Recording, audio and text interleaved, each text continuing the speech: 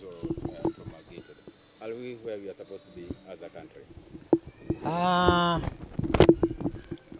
Thank you. And I wish to say that when the constitution was being promulgated, it did require implementation, and that the phase of implementation mostly took about 3 years before we could establish the county governments, which are now in place. They've been in office for the last 7 years, and we are happy about the constitution.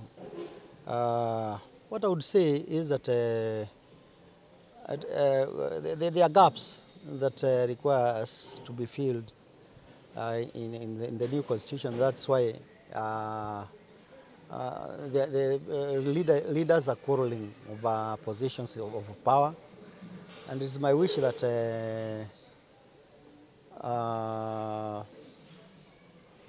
what the president is doing is right with his right honorable, the former Prime Minister Raila Amolo Odinga, to bring in the handshake, to unite the country, to unite our people, to unite all regions of this country, and to address some of the issues and the gaps that are in the constitution, especially matters concerning the resources that we get in this country, and also making sure that the constitution is all inclusive, especially the apex of power, where we only have a presidential system with only the president being elected into office by the public, and then he has a running mate in the name of a deputy president who he doesn't even have power to remove from office. But the issue that is coming up now is to address most of the gaps that are there in the constitution, especially when matters BBI is coming into place, to address the apex of powers and the representation of the regions for equity and the balancing of power, so that once any community takes over the office of leadership, other communities will be represented in the apex, especially on the decision-making organs of the presidency, which includes the Prime Minister and 2 Deputy Prime Ministers, and of course the running mate of the President, who will be elected by a majority of the Kenyans, including what is indicated in our Constitution. There were also equal gaps that the new Constitution has not addressed, especially when it comes to allocation of resources.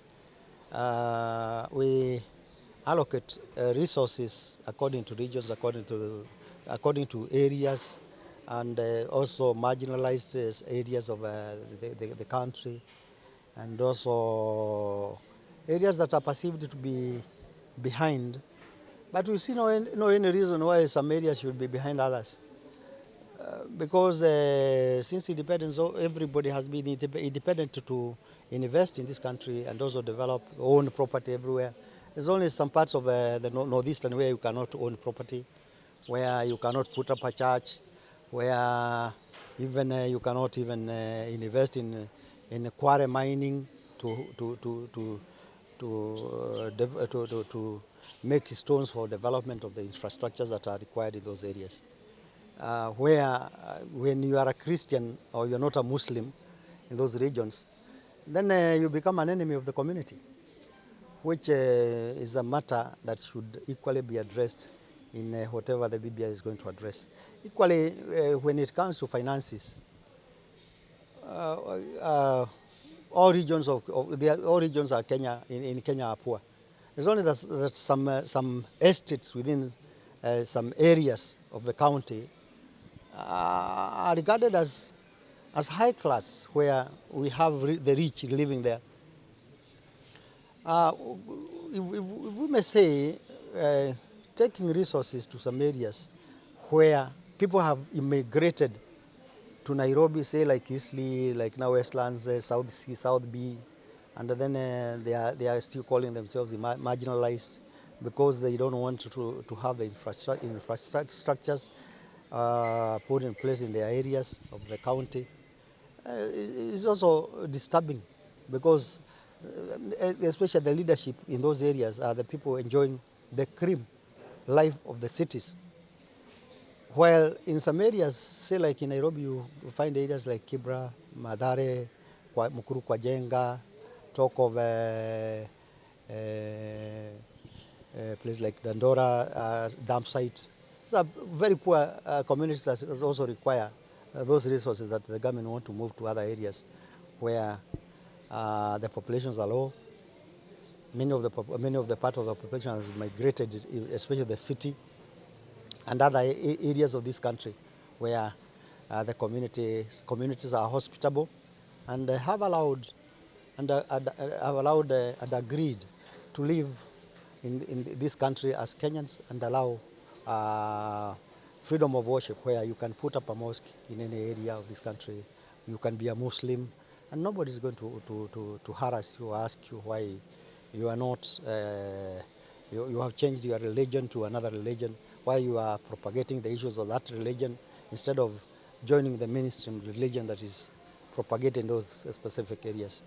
Otherwise, the Constitution has better areas that have still not been enacted due to some difficulties and also some squabbles among the leadership.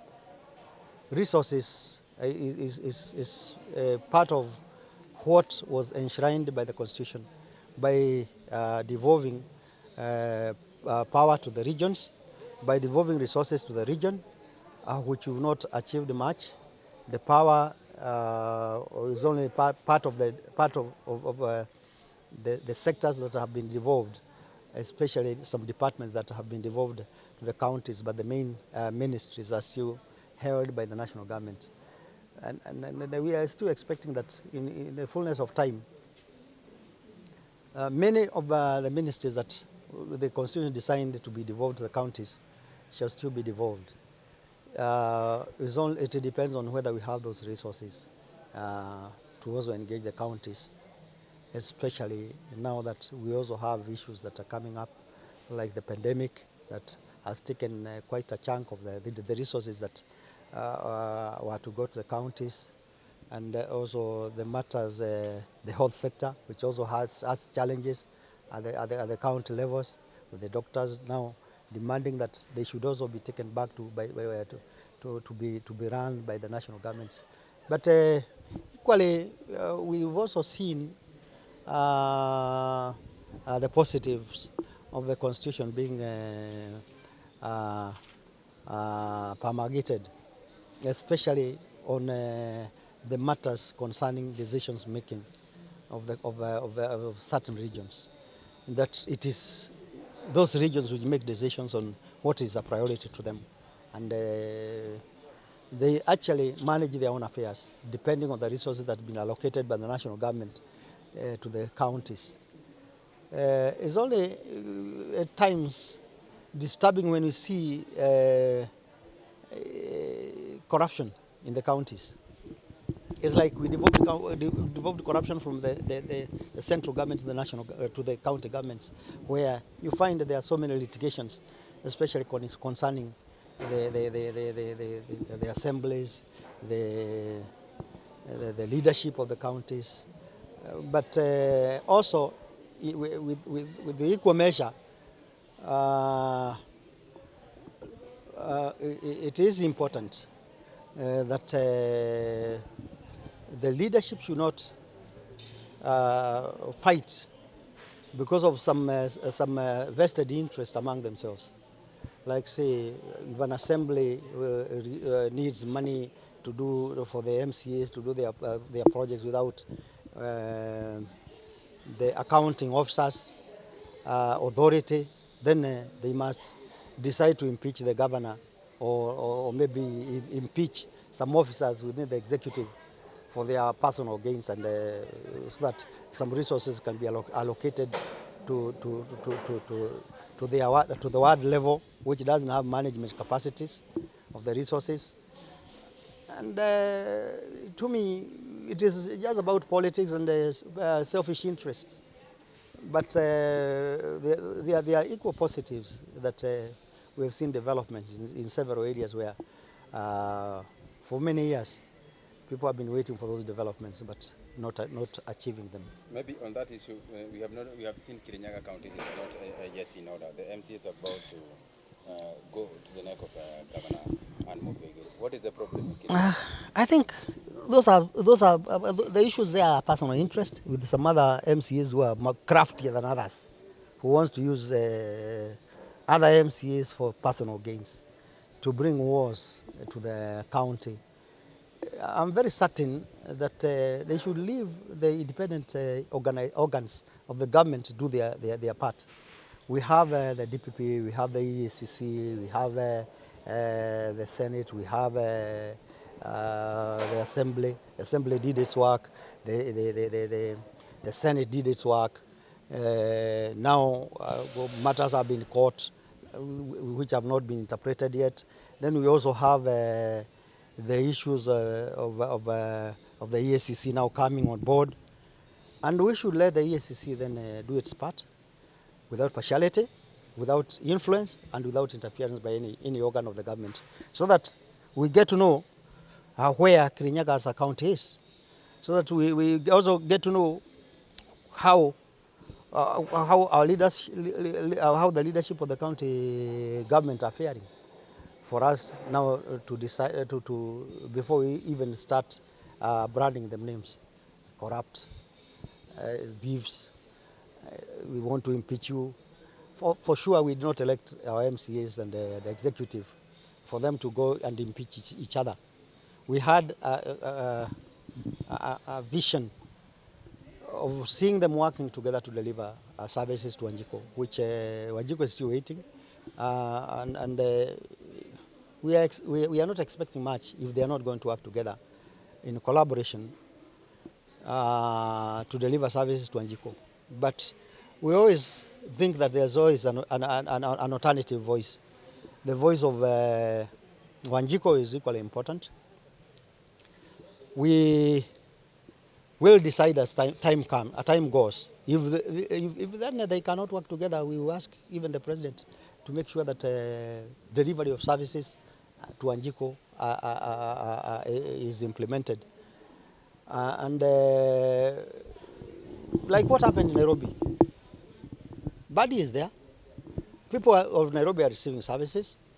In case they cannot disburse the funds that have been allotted by the national government, then we can equally ask for somebody like Badi to come on board, so that Wanjiko will not suffer at the expense of people fighting over power, over offices, over positions. It doesn't help, and it doesn't even out aware with the communities around, and also development that is expected of the county government of Kirinyaga, including the assembly and the leadership that is elected into office in the assembly. Maybe on my last question in Kirinyaga County, do you think the ruggles between the executive and the county assembly, there are some leaders elected in Kirinyaga are behind this? I'm certain not only leaders that are elected in Kirinyaga, but we also have some national leaders who have been funding the battles between the assembly and the executive. And some of the leadership in the assembly are afraid that if the wrangles will stop, then the resources that we've been getting from external funders will cease to be there, which has become part of their income. And that is why they want to keep the fire burning, impeaching and taking to court. We are not done yet, so that they can still continue getting those funds. And those funds are not benefiting the Wanjiko in Kirinyaga, but they are benefiting individuals for their own personal interest and the interest of their masters who are funding them.